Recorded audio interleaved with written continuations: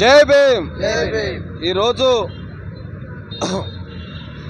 భారతదేశ వ్యాప్తంగా భారతదేశంలో అత్యున్నతమైన న్యాయస్థానం, ఈ దేశంలో ధర్మాసనం, ఈ భారత ప్రజలందరూ కూడా బడుగు బలహీన వర్గాలకు ఎలాంటి వివక్షత లేకుండా న్యాయం చేసేటువంటి ఈ భారతదేశ అత్యున్నత న్యాయస్థానం సుప్రీంకోర్టు నిన్న ఈ యొక్క దేశంలో ఉన్నటువంటి ఎస్సీ ఎస్టీలకు వర్గీకరణ చేసుకోవచ్చనే అమెండ్మెంట్ను ఈ యొక్క సుప్రీంకోర్టు మనకు డైరెక్షన్స్ ఇవ్వడం జరిగింది. ఆ డైరెక్షన్స్ ఇవ్వడానికి గత 30 సంవత్సరాలుగా ఈ దేశంలో ఎంఆర్పిఎస్ ఆధ్వర్యంలో పెద్ద ఎత్తున ఉద్యమాలు చేయడం జరిగింది. ఆ ఉద్యమాలలో అనేక మంది మాదిగ అమరవీరులు, అనేక రకాల వర్గాల మేధావులు చాలామంది ఈ యొక్క పోరాటంలో మరణించడం జరిగింది. ఈ యొక్క ఫలితం ఆధారంగానే నిన్న సుప్రీంకోర్టులో మన వర్గీకరణ చేసుకునే విధంగా రాష్ట్రాలకు కేవలం డైరెక్షన్స్ మాత్రమే సుప్రీంకోర్టు ఇవ్వడం జరిగింది. నేనేం తెలియజేస్తున్నా అంటే తెలంగాణ సోషలిస్ట్ స్టూడెంట్ అసోసియేషన్ తరఫున మేము బలమైన డిమాండ్ ఏంటంటే ఈ యొక్క దేశంలో అత్యున్నతమైన న్యాయస్థానం సుప్రీంకోర్టు ఏదైతే భారతదేశంలో ఉన్నటువంటి రాష్ట్రాలకు ఎస్సీ ఎస్టీ వర్గీకరణ చేసుకునే విధంగా డైరెక్షన్లతో పాటు భారత పార్లమెంట్లో అమెండ్మెంట్ను అమలు చేసే విధంగా భారత పార్లమెంట్లో అదొక చట్టం, ఒక సవరణ అయ్యే విధంగా పార్లమెంట్లో సవరణ చేసి రాజ్యసభలో దాన్ని ఒక చట్టరూపం చేసి ఈ యొక్క దేశంలో ఉన్న అన్ని రాష్ట్రాలకు కూడా ఇవ్వాలని నేను తెలియజేస్తున్నాను తెలంగాణ సోషలిస్ట్ స్టూడెంట్ అసోసియేషన్ ఆధ్వర్యంలో.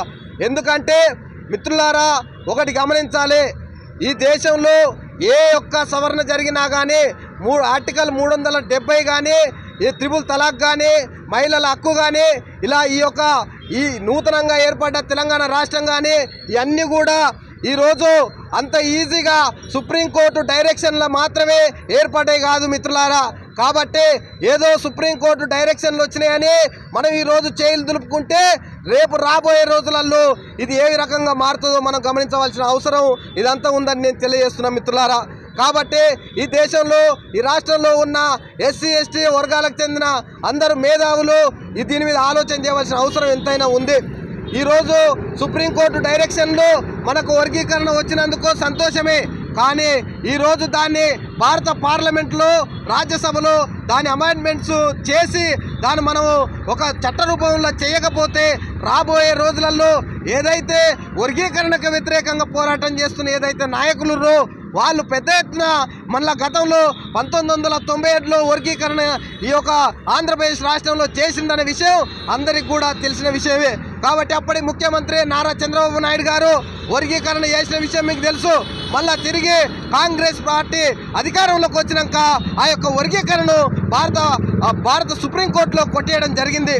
కాబట్టి ఒక డైరెక్షన్సే, సుప్రీంకోర్టు డైరెక్షన్సే కాకుండా భారత పార్లమెంట్లో చట్ట సవరణ జరగాలని తెలంగాణ సోషలిస్ట్ స్టూడెంట్ అసోసియేషన్ బలంగా ఈ భారత దేశంలో ఉన్నట్టు ఎస్సీ ఎస్టీ మేధావులకు ప్రజలకు తెలియజేయడం జరుగుతుంది మిత్రులారా. కాబట్టి ఒక సుప్రీంకోర్టు డైరెక్షన్లకు మనం సంబరాలు చేయడం కాదు, ఏదైతే నిన్నటి రోజున మాన్యశ్రీ మందాకృష్ణ మాదిగన్న చెప్పినటువంటి విషయము ఈ యొక్క సవరణ జరిగి దాని చట్టరూపం దాల్చిన అన్ని రాష్ట్రాలకు డైరెక్షన్స్ అధికారికంగా మనకు పోతేనే దాని మీద మనము సంబరాలు చేసుకోవాల్సిన అవసరం ఎంతైనా ఉందని నేను తెలియజేస్తున్నాను. కాబట్టి గతంలో 97లో వచ్చినటువంటి వర్గీకరణను మళ్ళా 2004లో కొట్టేయడం జరిగింది. కాబట్టి మళ్ళా కూడా ఇది రిపీట్ కాదని మనం అనుకోకూడదు. కాబట్టి ఏ మాత్రం అవకాశం ఉన్నా కానీ మళ్ళా కూడా ఈ యొక్క ఏదైతే డైరెక్షన్స్ ఉన్నాయో మళ్ళా కూడా ఇక్కడ ఈరోజు మాల నాయకుల ఆధ్వర్యంలో ఢిల్లీలో పెద్ద ఎత్తున పోరాటాలు చేయడానికి వాళ్ళు బయలుదేరారు.